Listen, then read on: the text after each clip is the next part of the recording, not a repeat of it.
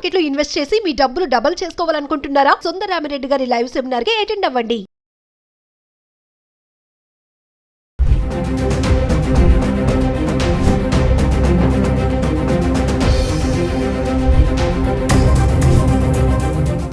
Hello viewers, welcome back to our channel. ప్రస్తుతం మనతో పాటు ఉన్నారు అనలిస్ట్ రామకృష్ణ గారు. సార్తో మాట్లాడదాం. నమస్తే అండి. నమస్కారం అమ్మా. సార్, మరి ట్రంప్ హవా మీద మనం కొన్ని వీడియోస్ అయితే చేస్తున్నాము. అప్డేట్స్, ట్రంప్ తీసుకునే నిర్ణయాల వల్ల మన ఇండియన్స్కి ఎలాంటి ఎఫెక్ట్ జరుగుతుంది అనే దానిపైన కొత్తగా చూసుకుంటే DHS, department of homeland security వాళ్ళు ఒక కొత్త అప్డేట్ తీసుకొచ్చారు, ఏలియన్ రిజిస్ట్రేషన్ అని చెప్పేసి. ఒక్కసారి దాని గురించి ఏంటి, అంటే ఇంతకుముందు ఉన్నటువంటిదేనా, దాన్ని ఏమైనా కొంచెం మార్పులు చేర్పులు చేశారా? అంటే ఒకసారి ట్రంప్ అనగానే చాలా సినిమాల్లో చూపిస్తే హీరో ఎంట్రన్స్ అయినప్పుడు అది జరిగే ఎంట్రీ లాగే నడుస్తుంది ప్రస్తుతానికి. ఆయన ఇచ్చే స్టేట్మెంట్లు కానీ, ఆయన చేసిన మార్పులు కానీ, అంటే జనరల్గా ఎప్పుడైనా ఎన్నికల్లో చేసే వాగ్దానాలు బయట తర్వాత వచ్చేసరికి మారిపోతూ ఉంటాయి, పెద్దగా ఎవరు అవి చేస్తూ ఉండరు. కానీ ట్రంప్ అలాంటి వాడు కాదు, ఏది చెప్తే అది చేస్తా అన్నట్టుగా ఆల్మోస్ట్ ప్రతి విషయం చేస్తున్నాడు. అందువల్ల ఏమవుతుందంటే ఆ చర్యల్లో మామూలుగా చేసే చర్యలు కూడా అబ్బో అన్నట్టుగా ఇప్పుడు కనబడుతున్నాయి చాలా. అంటే సినిమాలో చూడండి, మామూలుగా ఇలా కళ్ళజోడు తీయడమే అవ్వచ్చు, కానీ అది రజనీకాంత్ గారు తీసేసరికి బ్యాక్గ్రౌండ్లో ఒక మ్యూజిక్ ఒకటి వచ్చి అవన్నీ చేసేసరికి మనం అబ్బో అనుకుంటాం కదా, అలాగే జరుగుతుంది ఇది కూడా. ఏలియన్ రిజిస్ట్రేషన్ అనే విషయం కూడా ఆల్మోస్ట్ వాళ్ళు తీసుకొచ్చిన చిన్న మార్పు ఏదైతే ఉందో అది కూడా ఆల్మోస్ట్ ఇలాంటిదే. ఓకే, ఈ డిపార్ట్మెంట్ ఆఫ్ హోమ్ల్యాండ్ సెక్యూరిటీ అనేది వాళ్ళ ఒక డిపార్ట్మెంట్. ఎవరెవరైతే ఉన్నారో సిటిజన్స్ కానీ, ఏలియన్స్ అంటే మనం బయట దేశాల నుంచి వచ్చే వాళ్ళని వాళ్ళు ఏలియన్స్ అంటారు. సో వాళ్ళు కానీ ఎవరైతే ఉన్నారో వాళ్ళని అందరినీ రిజిస్టర్ చేస్తుంది, ఎవరు ఉన్నారో లేదు, బయోమెట్రిక్స్తో సహా మొత్తం ఇన్ఫర్మేషన్ తీసుకుంటూ ఉంటాం. అలాగే ఇల్లీగల్స్ ఏమైనా ఉన్నా వాళ్ళని కూడా వాళ్ళు ఐడెంటిఫై చేస్తారు. ఇల్లీగల్స్ మరి ఎలా అంటారు మీరు ఇల్లీగల్స్ అని అంటే, ఇల్లీగల్స్ కూడా వచ్చినప్పుడు వాళ్ళని మొత్తం దాన్ని ఏమంటారంటే కొన్ని స్పేసెస్లో, డిటెన్షన్ సెంటర్స్లో వాటిల్లో పెడతారు. లేదు, కొంతమంది ఇల్లీగల్గా వచ్చిన తర్వాత వాళ్ళు శరణ కోరుతూ వచ్చిన వాళ్ళు ఉంటారు. ఓకే, శరణార్థులు. వాళ్ళు వెంటనే రాదు కదా వాళ్ళకి. ఈ మధ్యకాలంలో వాళ్ళంతా ఎక్కడ ఉండాలి, ఎలా తిరగాలి, ఇవన్నీ కూడా వాళ్ళు ఇన్ఫర్మేషన్ అంతా వీళ్ళు గ్యాదర్ చేయడం కోసం అని చెప్పి వాళ్ళ ఇన్ఫర్మేషన్ వాళ్ళు గ్యాదర్ చేస్తారు బయోమెట్రిక్స్తో సహా. So department of homeland security చేసే పని ఇది. ఇందులో భాగంగా ఇప్పుడు ఏం చెప్పారంటే, ఎవరైతే H1B లేదా ఎలాంటి వీసాల పరంగా అయినా వచ్చిన వాళ్ళు ఉంటే, వాళ్ళు 60 రోజుల కన్నా ఎక్కువ అక్కడ ఉండే మాట ఉంటే తప్పకుండా వాళ్ళ బయోమెట్రిక్స్ అనేవి రిజిస్టర్ చేయాలి అన్నారు. అది అద్భుతంగా తీసుకున్న నిర్ణయమో లేకపోతే దానివల్ల ఏదో బీభత్సం జరుగుతుంది అన్నది ఏమీ లేదు. మనం సాధారణంగా తీసుకుంటే భారతదేశంలో కూడా మీరు బహుశా ఆధార్ ఎన్రోల్ అయ్యి ఉంటారు. ఆధార్ ఎన్రోల్ అయిన తర్వాత 5 సంవత్సరాల కన్నా చిన్నపిల్లలకి ఆధార్ ఇస్తారు. తర్వాత వాళ్ళు 5 ఏళ్ల తర్వాత కానీ 8 ఏళ్ల తర్వాత కానీ ఒకసారి మళ్ళీ రెన్యువల్ జరగాలి. బయోమెట్రిక్స్ అన్ని రెన్యువల్ జరగాలి, కొత్త ఫోటో తీసుకోవాలి. ఇది సాధారణ, ఇది అందరికీ తెలిసిందే కదా. సేమ్ విషయం వాళ్ళు జరుగుతుంది. సిటిజన్స్కి అది అవసరం లేదు. ఓకే, ఇది సిటిజన్స్కి సంబంధించింది కాదు. అంటే న్యాచురలైజ్డ్ సిటిజన్స్ గురించి మాట్లాడుతున్నాను. అమెరికన్స్ అంటే భారతీయులు అక్కడ ఉండి భారతీయ సంతతి అక్కడ పుట్టిన వాళ్ళు న్యాచురలైజ్డ్ సిటిజన్స్ ఎవరున్నారు, వాళ్ళకి ఇది సంబంధం లేదు.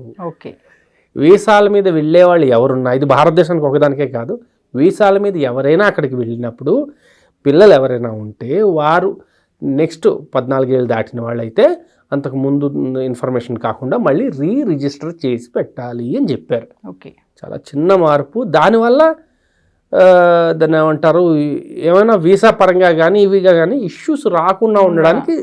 ఇప్పుడు సపోజ్ మీరు తీసుకువెళ్ళారు, తర్వాత వస్తారు, వచ్చేటప్పుడు వాళ్ళ ఇన్ఫర్మేషన్ లేదు, వాళ్ళు రిజిస్టర్ చేసుకోమన్నారు, మీరు రిజిస్టర్ చేసుకోలేదు, అక్కడ ఆపారు అనుకోండి, ఏమవుతుందంటే మీరు గంట ఉన్నా గంటలో ఎక్కువ టెన్షన్ గురవుతారు కదా. అలాంటివి అవ్వకుండా ఉండడానికి ముందే చెప్తున్నారు, బాబు ఒకవేళ ఉండే మాట ఉంటే మీ వాళ్ళకి ఆల్రెడీ ఇన్ఫర్మేషన్ ఉండి, చిన్న పిల్లలప్పుడు మీ పిల్లల ఇన్ఫర్మేషన్ ఉన్నది, తర్వాత మళ్ళీ అక్కడ వస్తున్నారు, అప్పుడు తప్పకుండా రిజిస్టర్ చేసుకోండి అని మాత్రమే చెప్తున్నారు. అది కూడా 60 రోజులు దాటిన తర్వాత ఉందాం అనుకుంటున్నారు. అంతే తప్పించి ఇది ఏ రకంగానూ మిగిలిన వాళ్ళు ఎవరికి పెద్ద విషయం కాదు ఇది. అంటే ఇప్పుడు ట్రంప్ హవా నడుస్తుంది కాబట్టి అది ఇప్పుడు ప్రతి ఎలా చిన్న బాగా information- అన్ని అలర్ట్ గా ఉంటున్నారు అన్ని విషయాలు కాబట్టి. అంటే రకరకాల ఇప్పుడు ఏమవుతుందంటేనండి, అడ్మినిస్ట్రేషన్ మారినప్పుడు వాళ్ళ దృక్పథాన్ని బట్టి చాలా రూల్స్ మార్చాల్సి వస్తూ ఉంటుంది. అవును. ఉదాహరణకి ఇంతకుముందు అడ్మినిస్ట్రేషన్ ఉన్నప్పుడు, బిడెన్ అడ్మినిస్ట్రేషన్ ఉన్నప్పుడు వాళ్ళు చాలా లీనియంట్ ఉన్నారు ఇల్లీగల్ ఏలియన్స్కి సంబంధించి.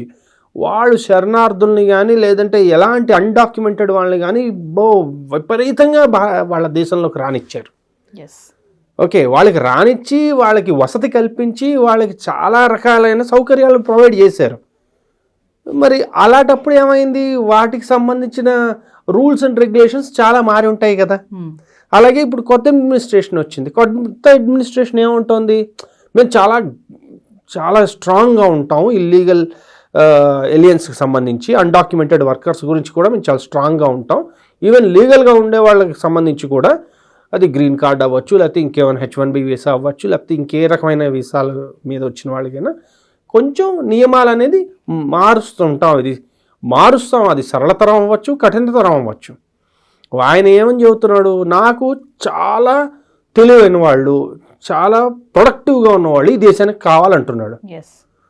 అలా అంటున్నప్పుడు ఏంటి అర్థం, అప్పుడు కొన్ని విషయాల్లో చాలా సరళతరం అవ్వచ్చు, కొన్ని విషయాలు కఠినతరం అవ్వచ్చు. ఉదాహరణకి ఇప్పుడు H1B ఉంది.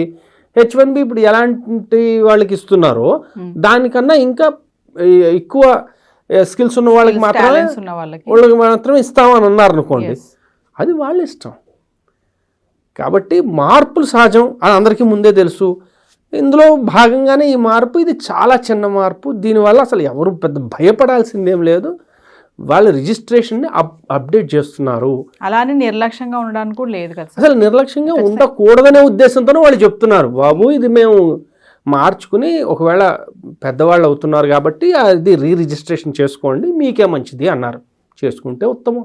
ఎందుకంటే ఒక దేశం నుంచి ఇంకో దేశంకి వెళ్ళినప్పుడు ఎప్పుడైనా వాళ్ళ దాన్ని ఏమంటారు, నియమాల్లో ఏమైనా మార్పులు ఉన్నాయంటే అన్ని జాగ్రత్తగా గమనించుకుని మనం వెళ్ళడం ఉత్తమం, అక్కడికి వెళ్ళి ఇరుక్కుపోవడం కంటే. ప్రజెంట్ ఉన్నటువంటి సిచ్యువేషన్లో మరి మన వాళ్ళు పిల్లలు ఇంత గందరగోళంగా కొంచెం హవా నడుస్తున్నప్పటికీ కూడా హాట్ సీట్లో ఉన్నాడు కాబట్టి, ట్రంప్ నిర్ణయాలు తీసుకుంటున్నాడు కాబట్టి, చాలా మంది తెలిసి కూడా ఇంకా అక్కడికి వెళ్ళాలి, అక్కడ జాబ్ చేయడానికో చదువుకోవడానికో ఏ పని అయినా సరే ఉత్సాహంగా ఉన్నారు. అలాంటి వాళ్ళకి ఏమైనా చెప్తారా మీరు, ఈ ప్రెసెంట్ టైంలో వెళ్ళాలనుకునే వాళ్ళకి? America is always the destination for talent. అందువల్ల వెంటనే వెళ్ళే వాళ్ళ సంఖ్య తగ్గిపోదు. ఓన్లీ గత సంవత్సరమే చూసుకుంటే, గత సంవత్సరం భారతదేశం చైనాని అధిగమించింది నెంబర్ ఆఫ్ స్టూడెంట్స్ని పంపించడం విషయంలో. కాబట్టి ఇది కంటిన్యూ అవుతుంది. కాకపోతే ఏంటంటే ఈ మారుతున్న ఏ ఒక్క ఇది రూల్స్ కానీ ఏమైనా కొత్తవి ఏమైనా వచ్చినా వెంటనే అది గమనించి అది మనకి ఏమైనా ఇంపాక్ట్ అవుతుందా లేదా అన్నది గమనించుకోవడం చాలా ఇంపార్టెంట్. ఇలాంటి టైమ్స్లో, ఎస్పెషల్లీ ఇలాంటి టైమ్స్లో ఎవరు పడితే వాళ్ళు చెప్పిన, అంటే మిడిల్ మెన్ ఉంటారు కొంతమంది, మీకు ఎందుకు మేము చూసుకుంటాం అనే వాళ్ళు ఎవరైనా ఉంటే వాళ్ళు ఎవరిని నమ్మద్దు. 1-2 సార్లు చాలా జాగ్రత్తగా గమనించుకోండి.